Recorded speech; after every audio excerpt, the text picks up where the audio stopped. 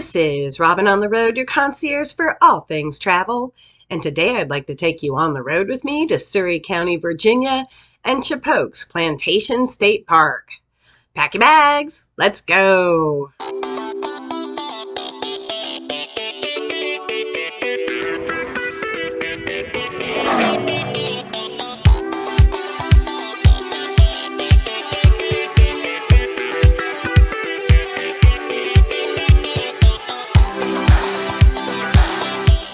On a recent on-the-road trip to Surry County, Virginia, I had the pleasure of visiting Chippokes Plantation State Park.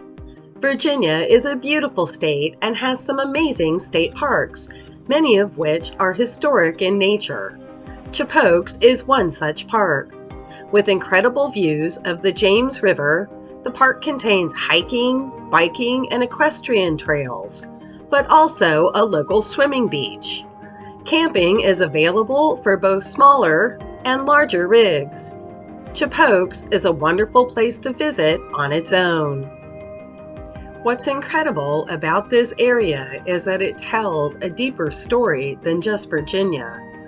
The land you're walking on here was once under a vast ocean. It contained a huge Native American village and was part of the Jamestown experiment. Chippokes has been farmed for over 400 years. There are more than 30 archaeological sites dating back, some of them to 3000 BC, named after the Algonquin chief to Powhatan, whose village lay within this massive land grant. Early colonial history began here in 1619 when the first land grant was given to William Powell. He received patents for 550 and 200 acres of land on the Surry side of the James River. Powell has come to Jamestown settlement in 1611 aboard a supply ship. He will be appointed by Governor Argyle as captain of the guards and company lieutenant governor and commander of Jamestown Blockhouse and the people there. By 1619, he is representing James City County in the first House of Burgess in Williamsburg. Powell never actually lives on the land, but resides in colonial Williamsburg. Relations with the Powhatan Indians was tenuous at best, and after the death of their chief Powhatan in 1622, his successor will raid Jamestown and the Tidewater settlements and massacre about 1/3 of the colonists. William Powell survives the attack on Jamestown Fort, but as captain of the militia, he leads a raid in 1623 and is killed. From 1623 to 1678, there are several owners of Chippokes who expand the property to 1,403 acres. However, none of these landlords live on the land. It's farmed by indentured servants or overseers and slaves. Even Governor William Berkeley owns the land for a period of time.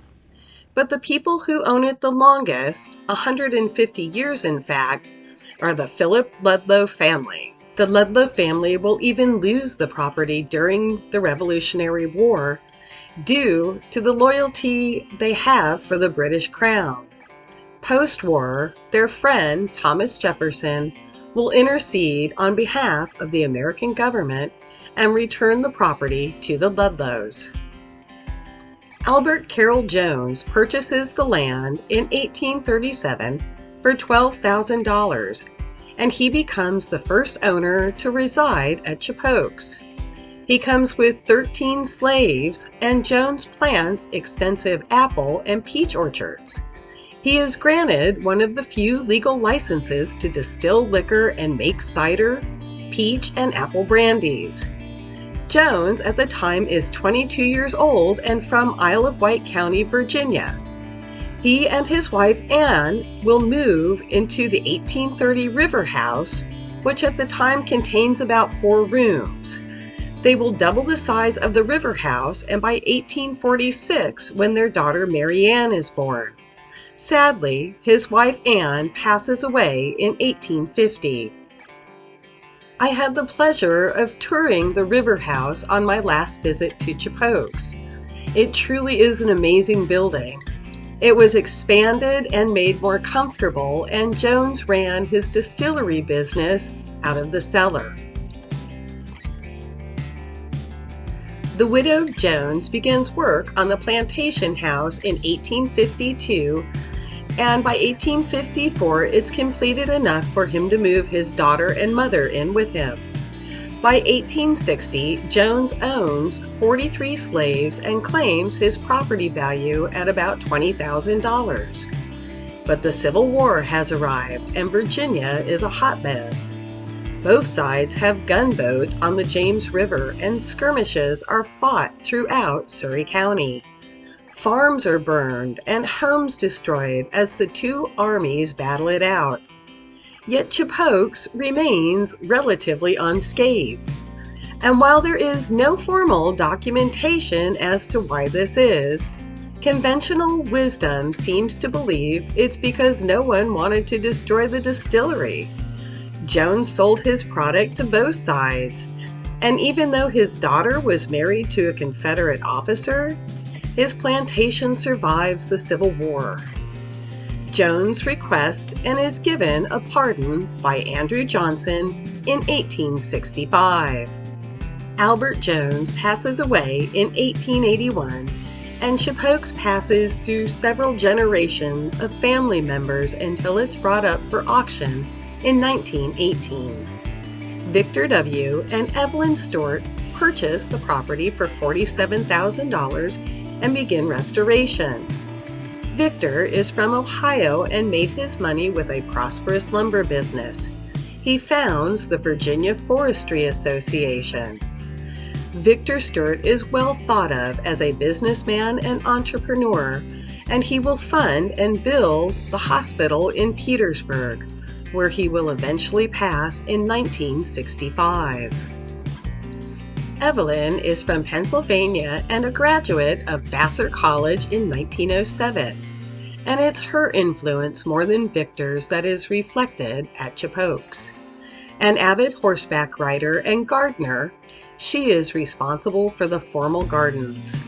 The land is rented out to tenant farmers, and the Stewarts run a dairy operation and turkey farm. In 1950, a wing with electricity and running water is added. A kitchen is also added to help the farmers with meals. After Victor's death, Evelyn deeds the plantation to the Commonwealth of Virginia with the stipulation that she be allowed to live there until her death. She passes in 1969, and she and Victor are buried in her beloved garden. The house looks the same as it did the day she passed.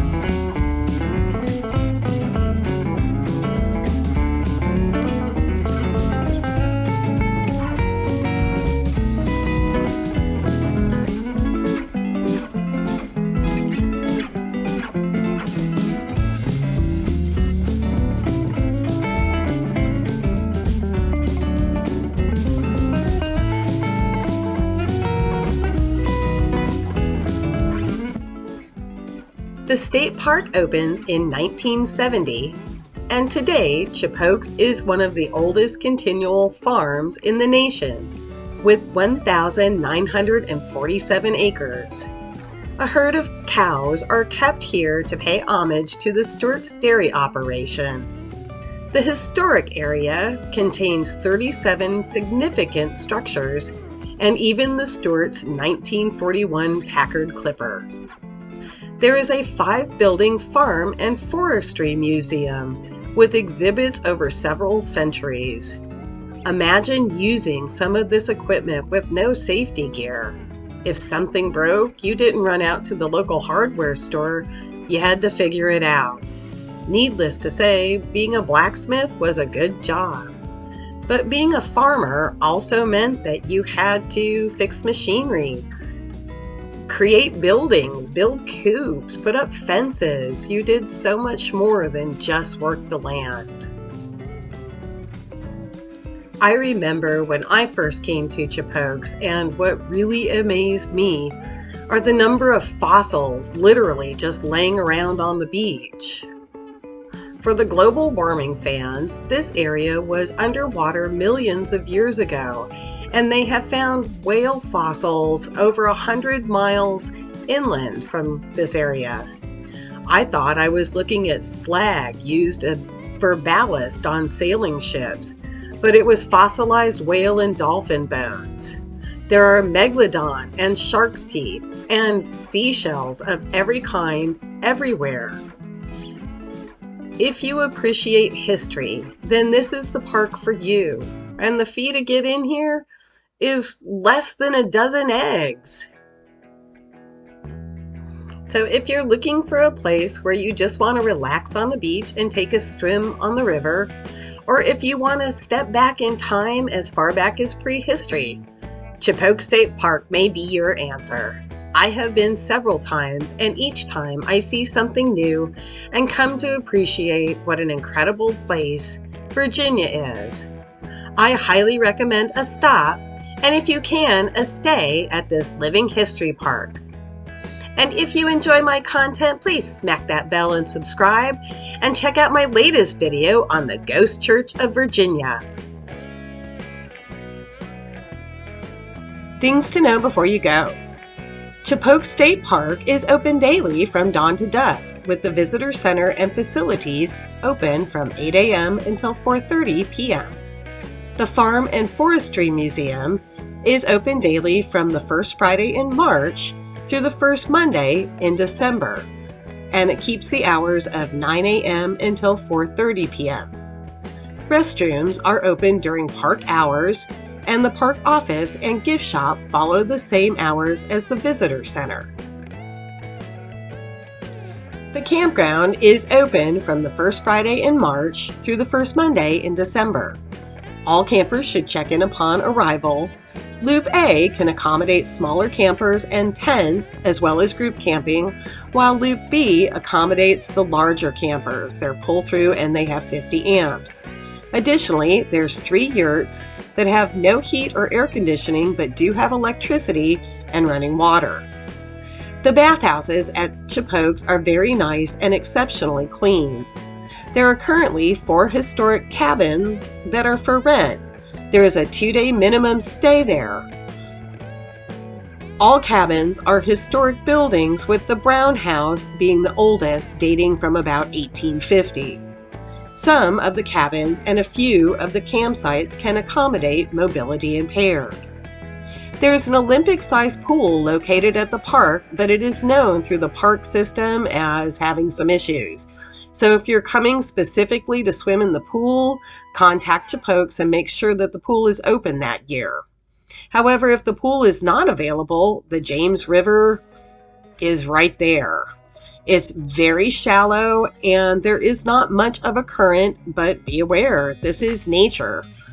There are crabs and fish, and of course people fish in it, so you're going to want to wear your aqua shoes for potential fish hooks, and also the fossils can get very sharp. But it's not a bad place to swim with your family. And you can find some remote locations to enjoy a private picnic and a swim at the beach. Be aware that during the later months of August and going into September, The jellyfish can travel up the river, and it can be a bit of an issue. So just keep your eye out. Cost to get into the park is $7 from April to October and $15 from May through September. There are additional fees for the equestrian trails and boat launching, but no additional fees for the Farm and Forestry Museum, the Plantation House, or the other historic buildings. Yearly membership is available. The park sits across the river from historic Jamestown, and you can take the free ferry, which is also historic, across to Jamestown as well as Williamsburg. The town of Smithfield is located close by and has eclectic shops and several wonderful restaurants.